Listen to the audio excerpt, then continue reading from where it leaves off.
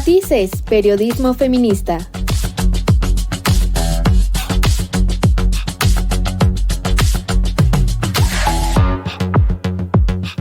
Con las mujeres en el centro de la narrativa.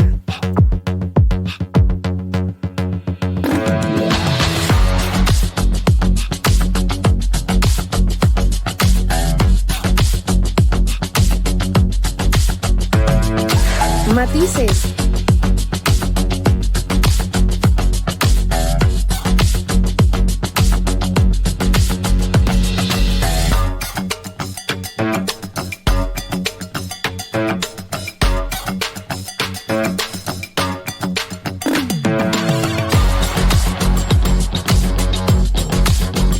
Matices. ¿Qué tal? Me da muchísimo gusto saludarlas, darles la bienvenida a este programa de Matices a través de cimacradio.org y también saludar a todas las personas que nos escuchan a través de Radio Monarca 106.7 de FM y Radio Jocotitlán 106.9 de FM. Muchísimas gracias por sintonizarnos. Me da muchísimo gusto saludar a las chicas Matices, Alejandra Trujillo y Joana de la Cruz. ¿Cómo están, chicas? Hola Ivonne, pues comenzando una semana, ya mitad de semana, pero nosotras comenzando con la programación del día de hoy y pues muy contenta de que nos puedan ver, nos puedan escuchar y sobre todo pues que estén pendientes de estos temas. También mándenos información si hay algún caso, algún tema que les interese en específico, también lo pueden hacer a través de las redes sociales. Hola chicas, un gusto estar aquí y ver nuevamente a Ale. La semana pasada te extrañamos mucho, Ale, pero qué bueno que estás aquí y pues tú fresca como lechuga, como siempre. Y pues saludar a todas las personas que nos están escuchando. Muchísimas gracias por pues tomarse el tiempo de poder hacer este análisis feminista con nosotras durante esta hora. Quédense. No podemos dejar de lado que Matices se une a la pena que embarga nuestro país después de la terrible explosión que se dio en Iztapalapa. Mandamos, por supuesto, todo nuestro apoyo. Hay algunas compañeras de psicobienestar y sexualidad integral que están dando servicio gratuito de contención psicológica para las personas afectadas que vieron el accidente, que resultaron afectadas por quemaduras o que sus familiares están metidas en esta terrible situación. Así que si necesita, vamos a poner los datos en las redes tanto de CIMAC como de Matices para que puedan pues echarles una llamadita. Recuerden, y como ellas bien lo dicen, no es... no es para menos el tratarte. Tenemos que estar sanas y atendernos de primera mano y lo antes posible es algo muy bueno. Así que pues les dejaremos estos datos por si alguien lo necesita. Sí, Bonnie, qué bueno que lo mencionas porque justo hoy que me iba a bañar y volteé a ver mi boiler cuando lo encendí, revisé, está bien, no tiene las llaves oxidadas, no se le sale el gas, están bien las conexiones, hasta dije, le voy a hablar al plomero, ¿no? Al chico que lo puso para que le dé una revisión, ¿no? Y creo que a lo mejor no estuvimos en el lugar, pero al ver las imágenes tan fuertes que se estuvieron presentando, nos quedamos como con ese impacto, ¿no? Entonces, pues igual a también estas cuestiones de gas que de repente como pensamos que nunca pasa nada, pues entonces pierden la atención, pero sí son cuestiones que debemos de estar revisando constantemente, de estar pendientes y quitarnos esa idea de que no va a pasar nada, ¿no? Entonces, pues es lamentable y por supuesto que nos unimos a todos los familiares que tuvieron alguna pérdida o que todavía tienen familia en los hospitales y están en recuperación.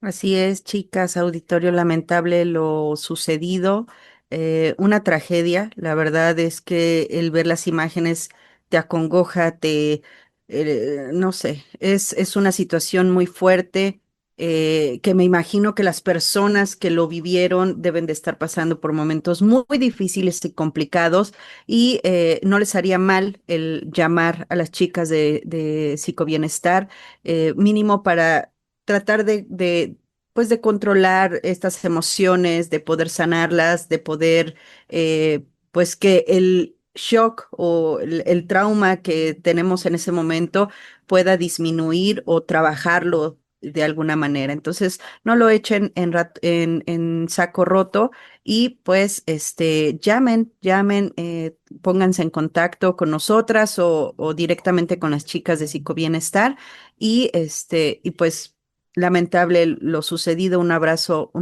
de verdad a todas esas personas que están esperando que sus familiares se recuperen y por todos y todos, todas y todos las personas que están en los hospitales, que de verdad sea pues muy pronta su recuperación. Sé que las quemaduras son muy difíciles, son muy complicadas, pero esperemos que mejoren a la brevedad.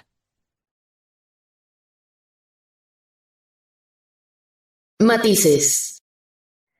El pasado 29 de agosto, la Secretaría de Educación Pública se disculpó por los actos de violencia sexual cometidos en el kinder Marcelino Champagnat, ubicado en la alcaldía Gustavo Amadero, en la Ciudad de México. La psicóloga Brenda Caballero Rodríguez de la Oficina de Defensoría de los Derechos de la Infancia dio un mensaje de introducción sobre los hechos sucedidos en este kinder. Llegar hoy a este momento, a esta disculpa pública, es un logro que ha costado años de lucha. Las personas cuidadoras han enfrentado no solo el dolor personal y familiar, sino también a instituciones educativas, autoridades y obstáculos administrativos y legales. Han persistido cuando hubiera sido más fácil desistir. ¿Y todo para qué?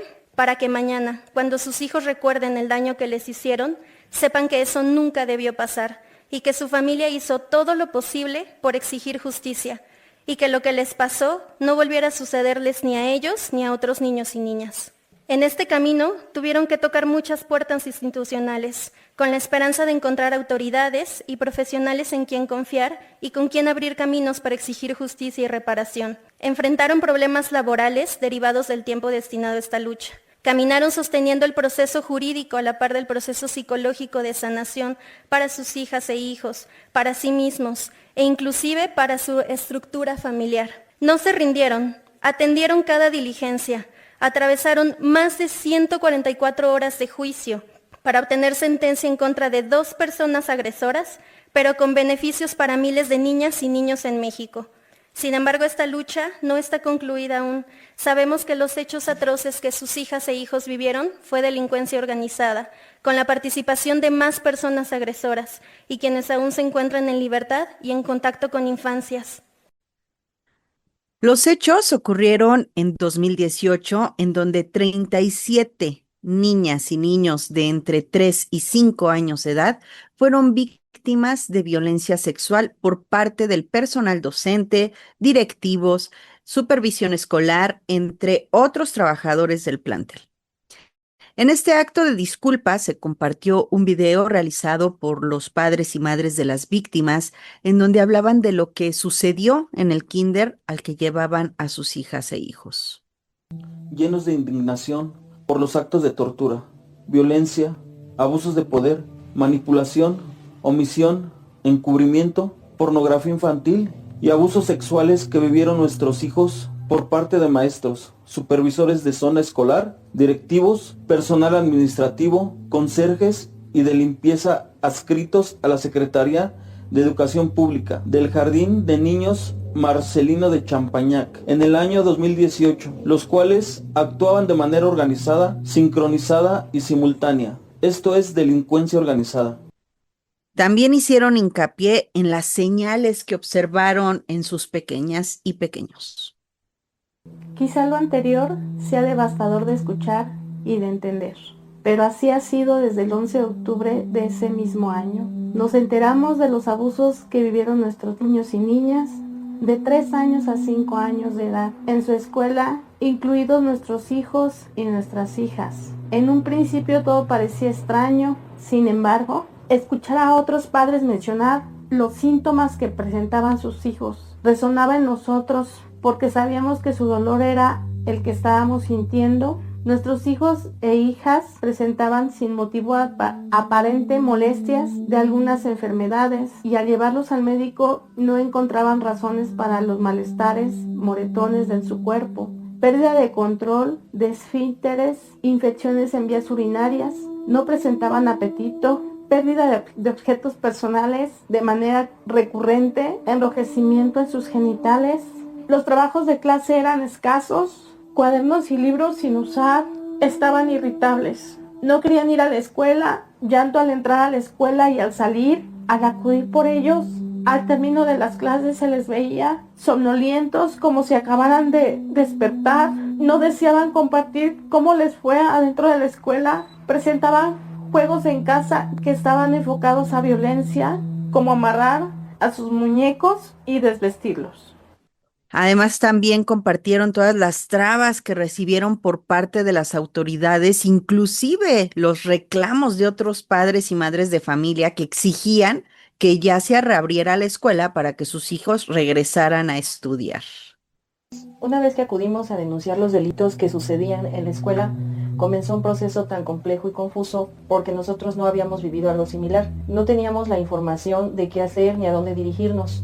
Lo único que sabíamos era que queríamos justicia y que nadie más lo haría por nosotros. Pasamos por la persecución por parte de las autoridades escolares para que no continuáramos el proceso, por la comunidad escolar de padres de familia, también que necesitaban de vuelta las instalaciones de la escuela para que continuaran estudiando sus hijos, sin mirar lo que les habían hecho a los nuestros, por algunos profesionales de salud porque consideraron que lo que relatábamos no era posible o que no se encontraban capacitados para atendernos, por parte de la SEAP porque no nos sentíamos escuchados ni apoyados, por la Fiscalía General de la República, representada por el Ministerio Público, que en las audiencias bloqueaba nuestras voluntades, y gracias a sus acciones el proceso duró más tiempo por la manera inadecuada de llevar el caso, y al mismo tiempo las complicaciones de nuestro día a día con las ocupaciones de cada familia. Ha sido tan hostil que en muchas ocasiones nos hemos tenido que sostener uno del otro por lo cansado que resulta sobrevivir en una guerra con tantos enemigos. Mario Delgado Carrillo, secretario de Educación Pública, ofreció disculpas y dijo que sabía que no bastaban estas disculpas, sino que hacían falta acciones. También comentó que se dieron a conocer los lineamientos para evitar que sucedieran estos actos de violencia contra la niñez en México. Lo dijo una madre de familia, no hay disculpa que pueda reparar, que pueda sanar lo sucedido. Disculparse, también dijo otra, no protege, faltan acciones. Emitimos los lineamientos para la prevención primaria, atención, detección, intervención, notificación, canalización y seguimiento y medidas de no repetición, prevención secundaria para la erradicación de la violencia sexual en educación básica, que contienen las reglas que se deben seguir en las escuelas para prevenir y evitar que ocurran hechos de violencia sexual, también para que las maestras y maestros sepan cómo detectar y cómo actuar en esos casos, y que atención se debe brindar para así conseguir eliminar definitivamente la violencia sexual.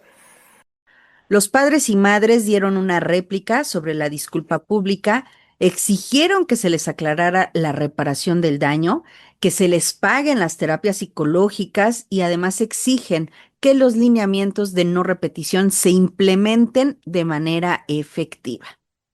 La exigencia de justicia que claman no les ayuda a mitigar los estragos que les quedan a estas niñas y niños violentados, ya que será una huella pues en su vida que no será fácil ni de curar ni de borrar.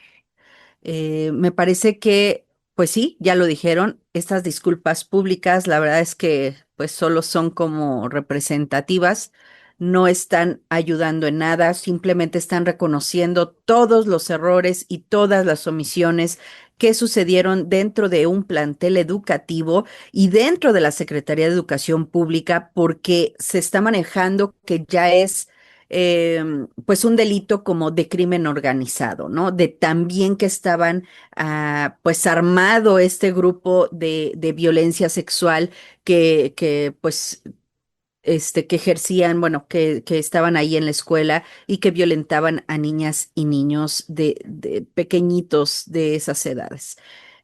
Sin duda, un tema muy fuerte. Escuchamos estos audios en donde padres y madres dan su versión, dicen cómo es que encontraban a sus hijos saliendo de la escuela, que no querían ir. Hay que escuchar a nuestros hijos, hay que escuchar a nuestros hijos. Es importante tener comunicación con ellos para saber qué les está sucediendo en los planteles educativos. ¿Cómo ven, chicas?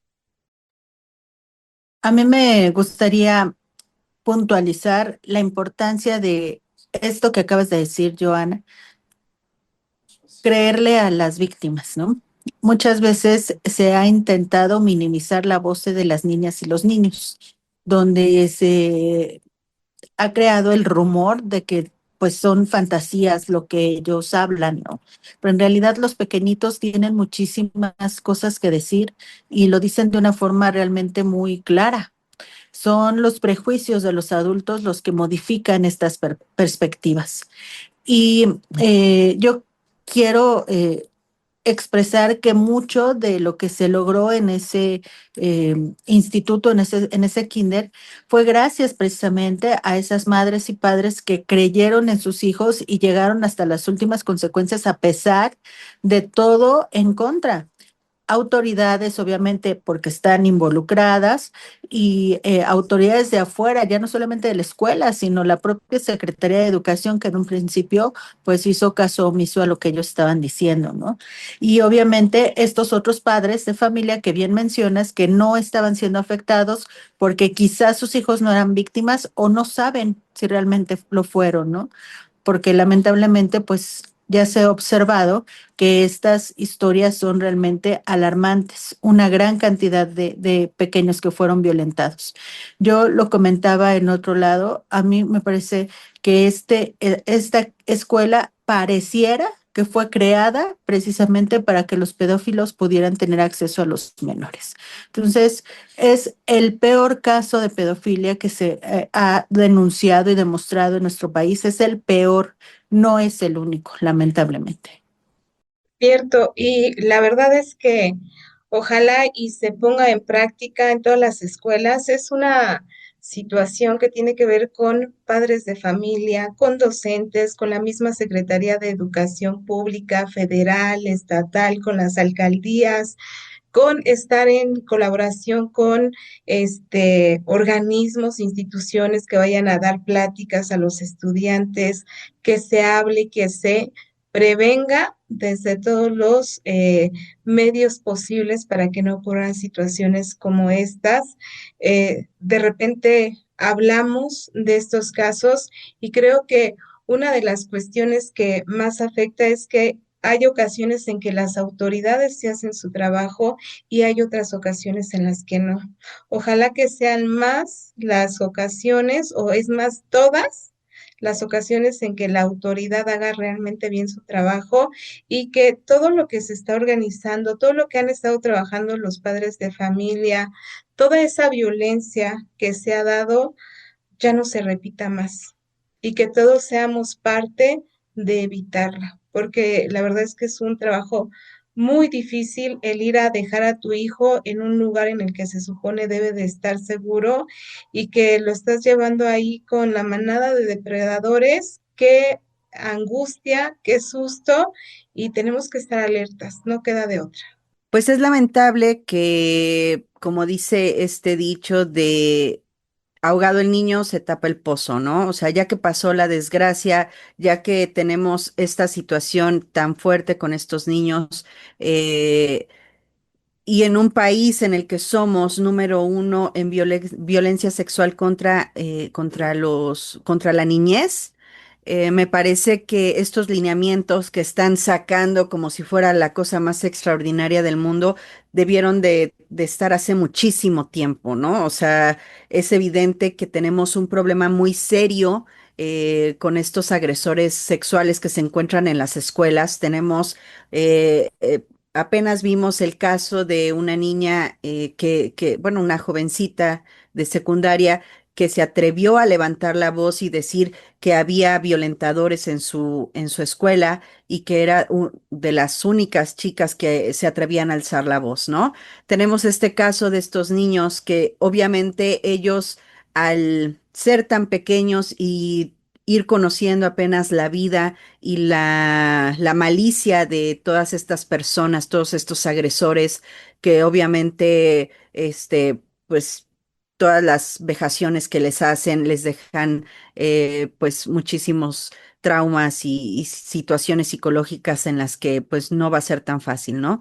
Pero la escuela, las instituciones, todas estas personas que están encargadas de prevenir todas estas violaciones y demás, debieron de actuar mucho antes. O sea, debieron de actuar mucho antes. Yo he escuchado en las escuelas situaciones en las que a lo mejor no están pasando en el plantel, están pasando en su casa. Pues obviamente las jovencitas adolescentes, que están cambiando su cuerpo y demás, de repente son muy asediadas por los mismos, que viven ahí en sus casas, ¿no? Y recuerdo que un maestro decía, no, pues yo le dije a la orientadora, ¿tú qué te metes? ¿Le vas a dar una solución? Entonces, ¿para qué te estás metiendo? O sea, no tienen ni siquiera la menor idea de cómo deben de actuar ante estas situaciones. Y es lamentable porque ellos podrían evitar una violación, evitar una agresión sexual y mejor deciden decir, no, pues es que, ¿para qué me meto si me van a echar la culpa a mí? O no sé qué ideas tengan, ¿no? Me parece que la Secretaría de Educación Pública está trabajando muy tarde, muy, muy tarde, y que estos lineamientos ya los deberían de conocer todos y cada uno de las maestras y maestros que están en su plantilla docente, ¿no? Tanto se pelean por las plazas, tanto las venden en millones y millones de pesos como para, ay, sí, millones y millones, bueno, pero sí le sacan una la nota, como para que no tengan estos lineamientos, para que puedan proteger a los adolescentes, a las niñas, a los niños que se encuentran pues en una escuela para poder educarse, ¿no? O sea, ellos van a aprender de la vida, aprender muchas cosas, no sé, vivir, compartir con sus compañeritas, compañeritos, y que sucedan este tipo de cosas, de verdad que me molesta muchísimo. Me parece muy grave el hecho de que la Secretaría de Educación Pública, solamente después de esta desgracia que salió a la luz, porque obviamente sabemos de muchísimos casos que pues han callado, han aventado como que abajo de la alfombra para que no se vean y que hasta ahora se pongan a trabajar. Lo mencionas bien, Joana. No son lineamientos nuevos. O sea, estas políticas que se supone están aplicando, dijeron que iban a aplicar, es algo que ya se ha trabajado desde hace años, porque este caso de este colegio en particular no es el primero. Y las denuncias y la petición de que las personas que entren a trabajar en las escuelas como conserjes, como maestros, tengan una verdadera capacitación, que sepan cómo se tiene que tratar a los menores, que existan estos baños diferenciados entre los que son usados por los niños y los adultos, las niñas, los adultos, pues son cosas que se vienen trabajando desde hace añísimos. La cosa es querer de verdad aplicarlo y que pues hagan a un lado sus intereses personales. Matices. En CIMAC Radio queremos escucharte. Queremos escucharte. Queremos escucharte. Comunícate con nosotras al 5535 0847 61. 5535 0847 61. Y déjanos conocer tus opiniones sobre nuestra programación. CIMAC Radio, periodismo con perspectiva de género. Matices. La Red Nacional de Refugios está haciendo un llamado a la Presidenta de la República, la doctora Claudia Sheinbaum, y a las autoridades responsables para que cumplan los instrumentos nacionales e internacionales en materia de derechos humanos y no se borre del proyecto de presupuesto de egresos de la Federación esta partida que va directamente para los refugios de mujeres. Y pues ellas hicieron un video donde se habla sobre esto, sobre la importancia y por qué es que quieren que se mantenga esta división y el rubro específico que va dedicado a los refugios. Vamos a ver y escuchar.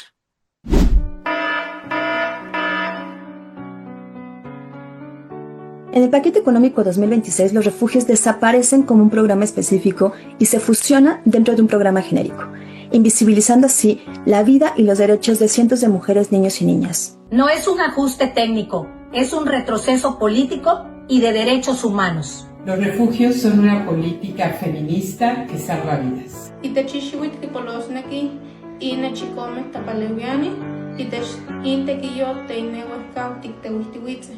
Se pierde transparencia. Ya no sabemos cuánto recurso llegará a los refugios. Eso abre puerta a la discrecionalidad. Cada mujer, niña y adolescente merece certeza y protección. Sin refugios, no hay prevención de la violencia feminicida. Sin refugios, no hay sistema de cuidados real. Sin refugios, no hay justicia. Invisibilizar a los refugios es invisibilizar a quienes resistimos la violencia todos los días. Exigimos identidad política y presupuestal para los refugios. Exigimos continuidad, suficiencia y reglas claras de operación. Exigimos transparencia en los recursos asignados. Exigimos nos digan cuánto es el recurso designado específicamente para los refugios.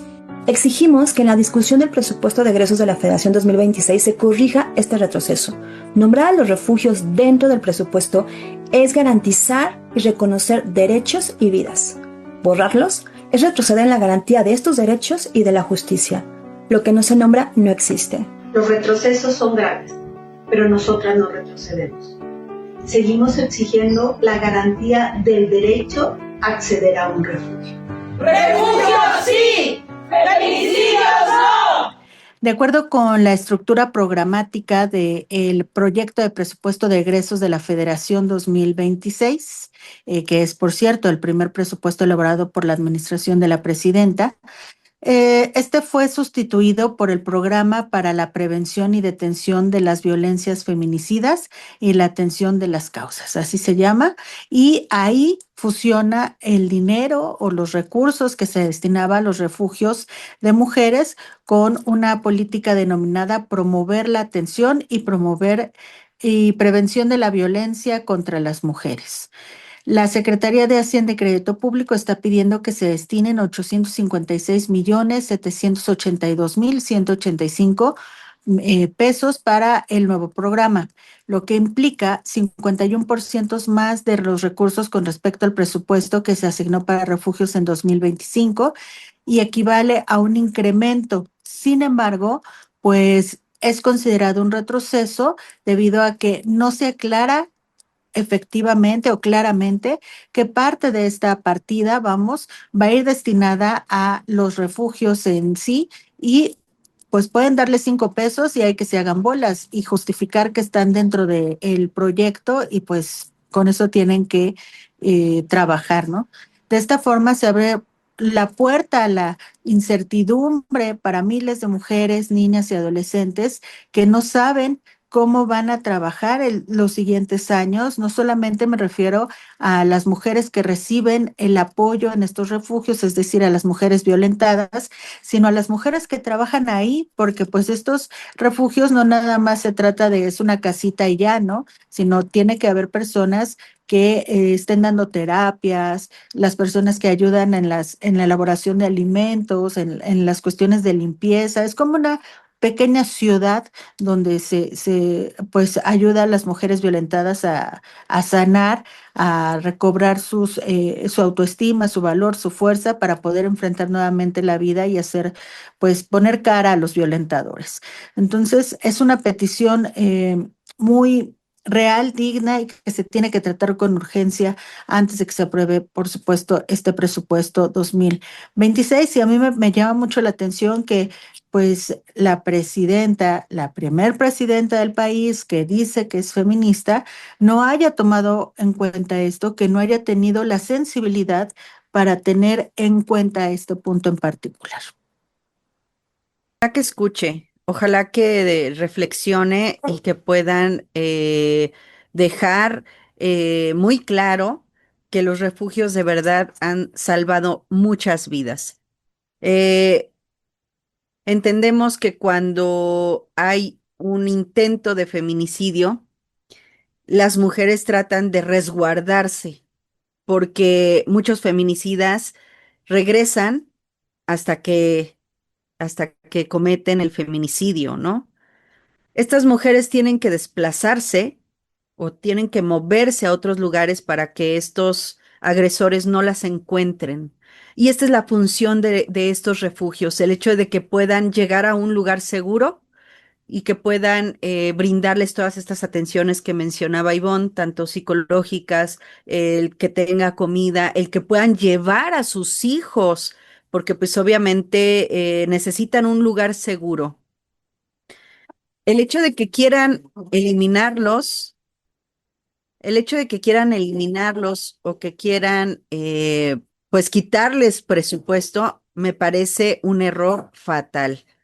Sobre todo, ¿por qué? Porque obviamente está ayudando a estas mujeres a poder seguir viviendo y resguardándose de estos agresores, ¿no? Entonces, creo que deberían de poner mucha atención, un llamado a la Secretaría de las Mujeres, a la propia presidenta Claudia Sheinbaum, para que de verdad analice muy bien qué es lo que está haciendo y pues si es un error, pues meterle reversa, o sea, no pasa nada, simplemente que sí sean muy claros en que los mujeres son, son muy necesarios.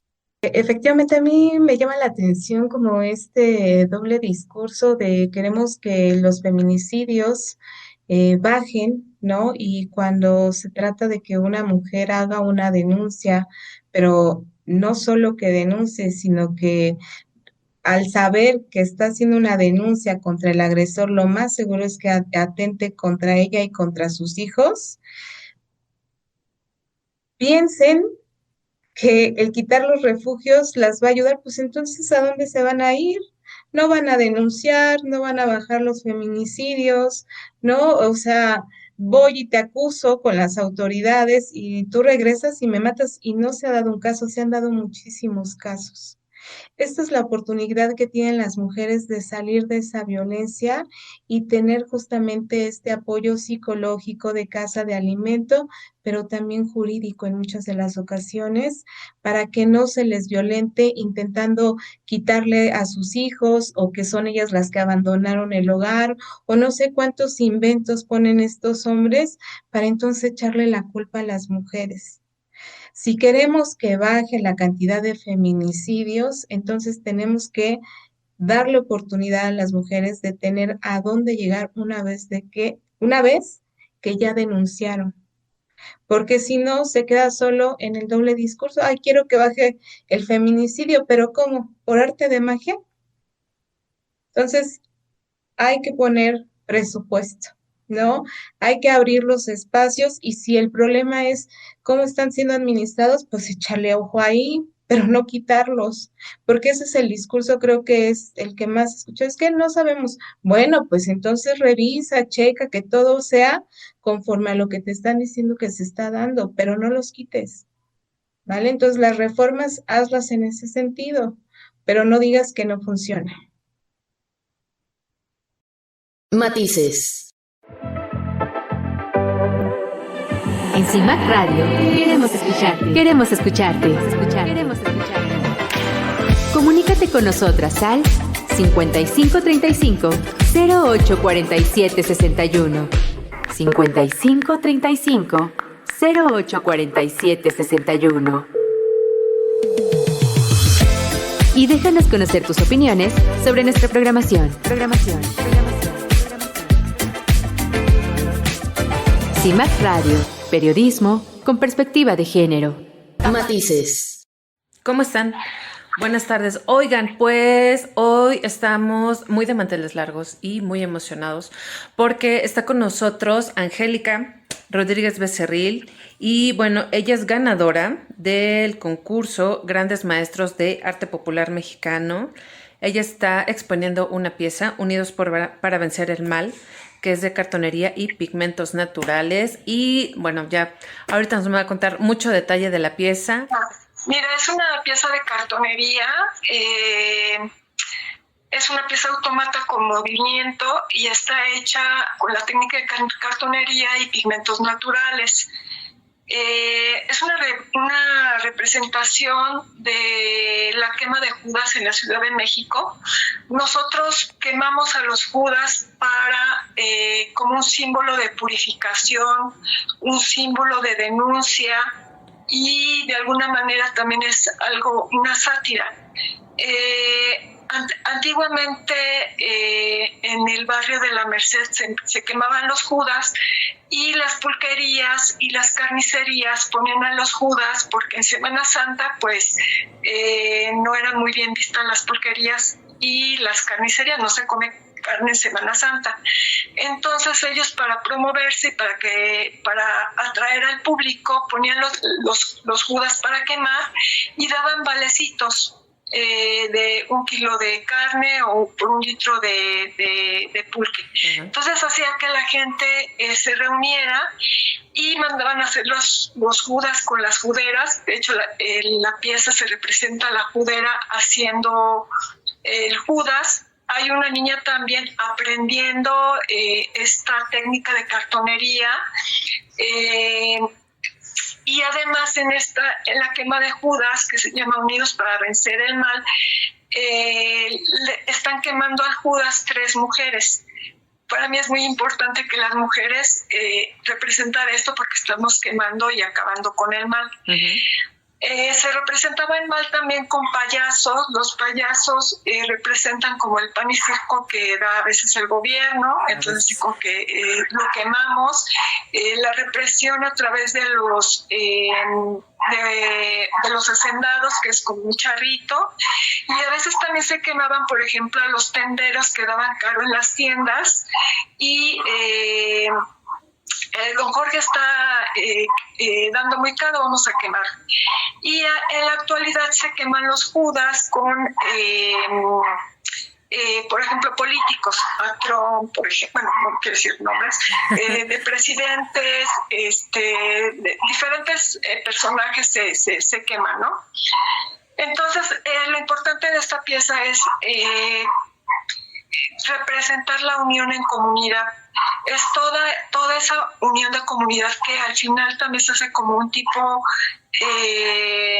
fiesta, porque estamos quemando lo que nos daña, lo que no nos gusta. Entonces, toda esa unión que se hace en comunidad, y eso es lo que quise representar. Y bueno, la pieza está hecha con pigmentos naturales. Lo que son los personajes con ceniza sagrada de copal, que son las calaveras, quemo el copal tal cual, lo recupero en un recipiente y con eso pinto a las calaveras el negro, que es el negro de humo. Con grana cochinilla los Judas, que son la figura del diablito, que es la grana cochinilla, que es el pigmento natural más importante de nosotros, de México, que tiene un valor histórico muy, muy importante, que es la grana cochinilla del nopal, y Zacatlascali, que es un pigmento que es una plaguita de los árboles de pirul que yo cosecho aquí en la Ciudad de México, y que con esa hierba es una enredadera. Hago el pigmento en polvo, tardo como 3 meses en hacerlo, y con eso hago el amarillo. Y el azul utilizo el añil y el verde, que es la serpiente que está en el Judas, que por cierto los Judas, la iconografía es una serpiente que representa el mal. Las arañas, las moscas, entonces en el Judas tiene esa representación de esos animales, que es la representación del mal. Esas están con ceniza, y con el amarillo y verde, el verde lo hago con el añil y el Zacatlascali, que es el amarillo. Con eso están hechas las serpientes los Judas. Sí, bueno, lo que hace la pieza en sí es una pieza autómata, tiene movimiento, entonces también es hacer los mecanismos de alambre con cartón para que tengan el movimiento en los brazos. Me tardé como 2 meses más o menos, y lo que también son los Judas están hechas con alma de carrizo. Yo trabajo el carrizo, también lo cosecho aquí en la Ciudad de México. Mira, por ejemplo, esta calavera de carrizo. Okay. El alma se hace con esta fibra, y bueno, los Judas se hacen con carrizo porque justamente para la quema pues tienen que tener una estructura. Ajá. Entonces los Judas originales se hacen con el alma de carrizo, se empapelan y se le ponen los cuetes para poder hacer la quema, ¿no? Matices. Un panorama desolador de violencia, hostigamiento y agresiones contra las mujeres periodistas en México ha sido revelado por el informe Las formas de asedio, violencia contra las mujeres periodistas en el sexenio de López Obrador. Este es un documento que da cuenta justamente de estas dificultades que enfrentaron las comunicadoras para ejercer su labor durante la administración de López Obrador. En él se subraya un alarmante incremento en la violencia de género que se manifiesta de diversas maneras, desde la intimidación hasta la violencia física y la violencia digital. En el informe se recopilan testimonios de decenas de periodistas a lo largo del país, en el que se expone cómo las mujeres que cubren temas de corrupción, crimen organizado o política se convirtieron en blancos directos de amenazas y ataques. Escuchemos algunos de los testimonios que se recopilaron. Y ya ahí empieza a ser más fuerte, el acoso es más fuerte, las agresiones son más fuertes. Yo, en el caso mío, empiezan a haber agresiones fuera de la conferencia, ya no solo en las redes. Yo llegué a poner 3 denuncias por el acoso de los militantes, y también por un amparo por lo de que no me permitían el acceso.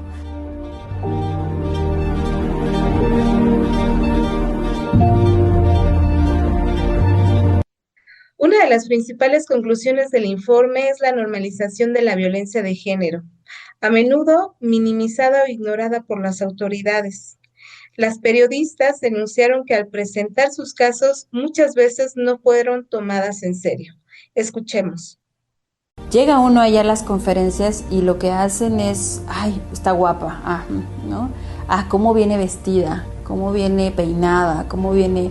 Llegó al nivel de que a veces estas personas sacaban fotografías de las reporteras subiéndolos a estos chats, ¿no? O sea, se grabó, de hecho hubo compañeros que grabaron el momento que ellos eliminaban en ese momento los chats, porque yo levanté una denuncia ante la Fiscalía de la Ciudad de México por esa situación de acoso. Al momento de que uno denunciaba cosas, denunciar estos acosos en la conferencia, atacaban en las redes sociales. 2 veces me suspendieron, la primera 1 mes. Vivimos una realidad adentro de ese lugar que es muy diferente a lo que se ve afuera, ¿no? Entonces no podemos engañar, o sea, no podemos decir una versión que no es. Solamente las personas que están allá adentro saben lo que viven allá adentro. En el informe también se detalla la creciente violencia digital, un fenómeno que se intensificó en los últimos años, y es que las periodistas sufrieron acoso también en redes sociales. También hubo la difusión de información personal con fines de extorsión y campañas de desprestigio masivas, a menudo orquestadas por bots o cuentas anónimas. En el sexenio del presidente Andrés Manuel López Obrador, los principales ataques los recibieron las periodistas mujeres en sus sexenios. ¿Por qué? Porque eran las que cuestionaban en la conferencia matutina. O sea, la mayoría, aunque había la mayoría hombres, en realidad muchos eran parte de los medios afines del presidente, entonces era algo que, pues, de hecho, él hasta los apapachaba y les aplaudía. En este sexenio, el hostigamiento y los ataques no solo provinieron de actores del crimen organizado o grupos de poder, sino también, según el informe, de funcionarios públicos y del propio discurso presidencial. Estos señalamientos y descalificaciones en conferencias de prensa y discursos oficiales, según las periodistas, crearon un ambiente hostil que las expuso a mayores riesgos y legitimizó la violencia en su contra.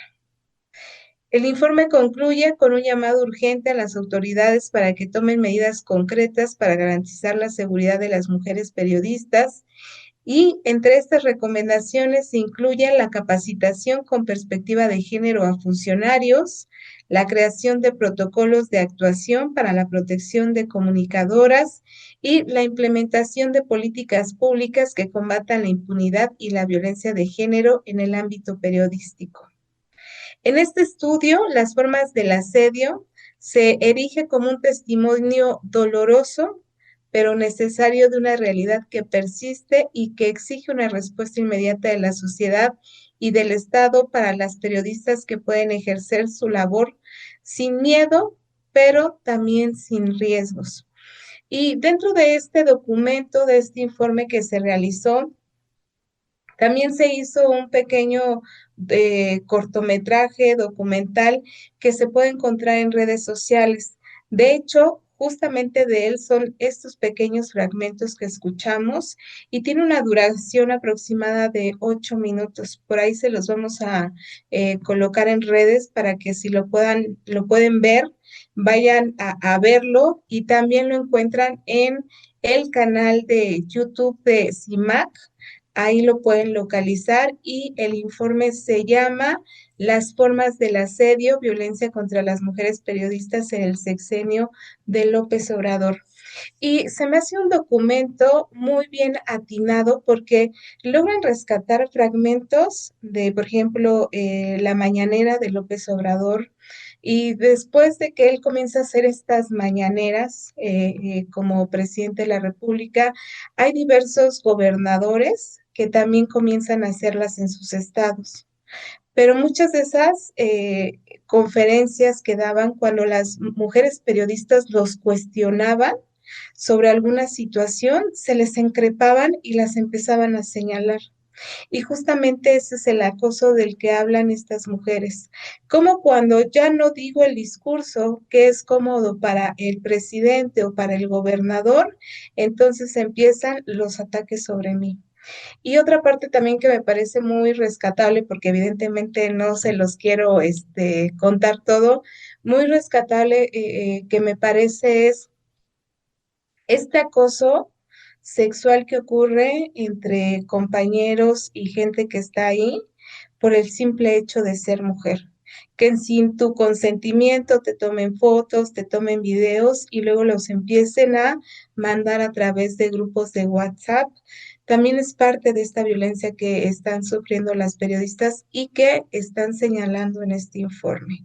Entonces, de repente no pensamos, ¿no?, qué es lo que conlleva todo este trabajo, pero es muy importante. También en una parte del informe, ya ahora sí para no expoliarles más, dicen que se ha incrementado porque justamente son las mujeres las que preguntan, las que tienen el valor de decir lo que está mal.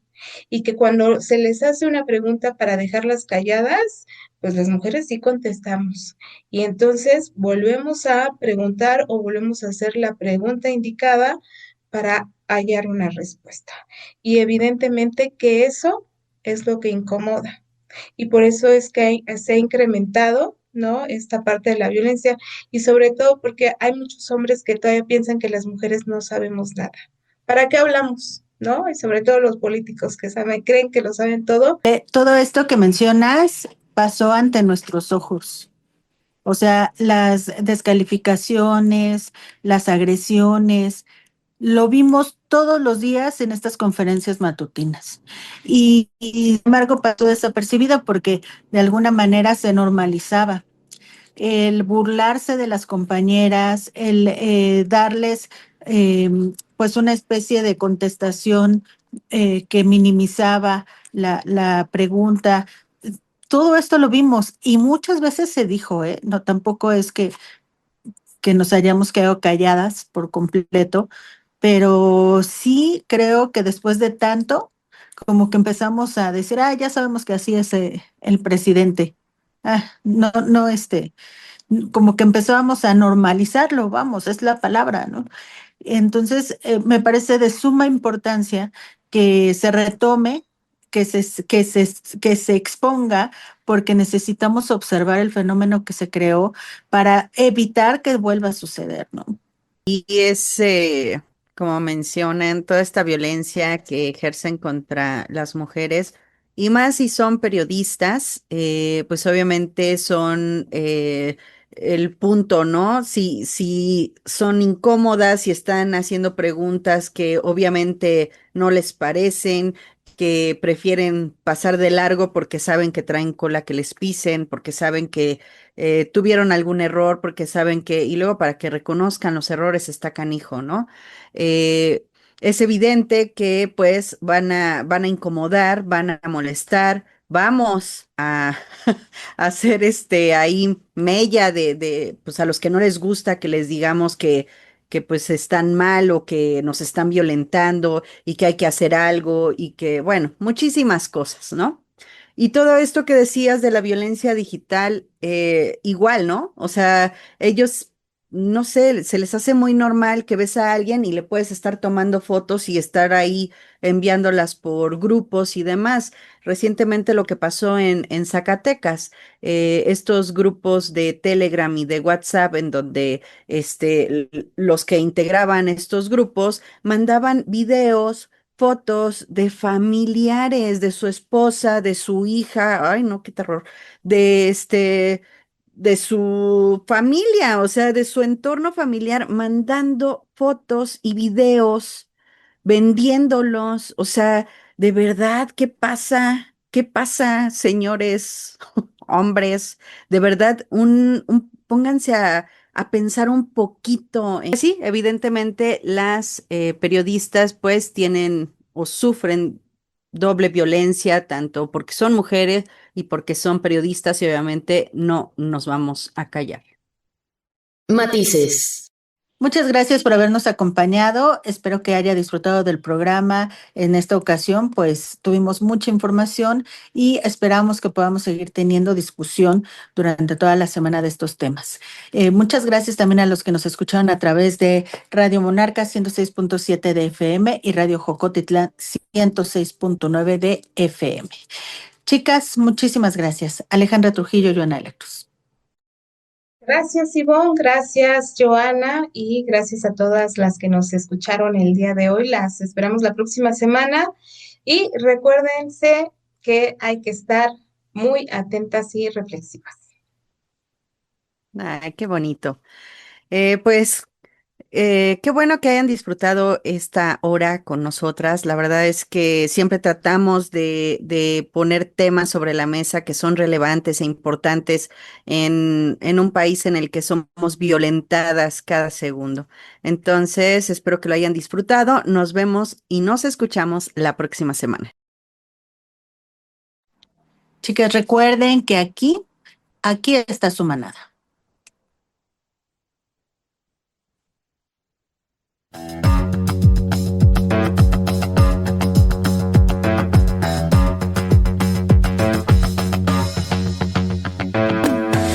Matices, periodismo feminista.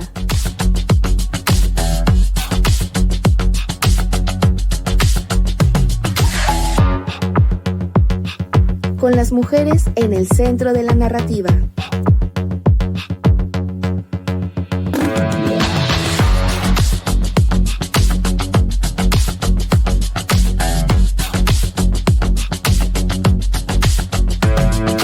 Matices.